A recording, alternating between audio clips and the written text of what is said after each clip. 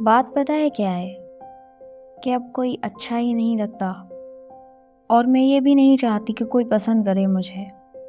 रिश्ते बनाना छोड़ दिए मैंने। थक गई हूँ शायद। जिस मकाम पर जाकर दर्द महसूस होना बंद हो जाता है, हसरत है कि कोई इतना तोड़े मुझे। रात को बिस्तर पे जाती हूँ तो नींद नहीं आती। डर लगता है कि कल फिर से जीने के लिए मरना पड़ेगा।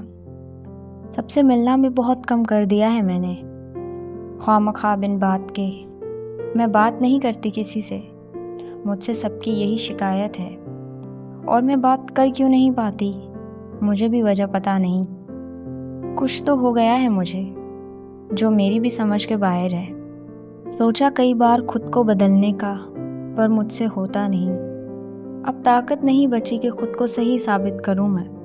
तुम गलत मानते हो तो मैं गलत ही ठीक हूँ।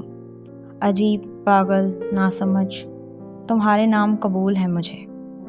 मैं तुम लोगों से बहुत अलग हूँ और अलग ही ठीक हूँ। चुपचाप रहना अच्छा लगता है, अपने साथ रहना अच्छा लगता है। पहले तो बहुत साफ सुथरी थी मैं, पर अब मुझे बेकार रहना अच्छा लगता है।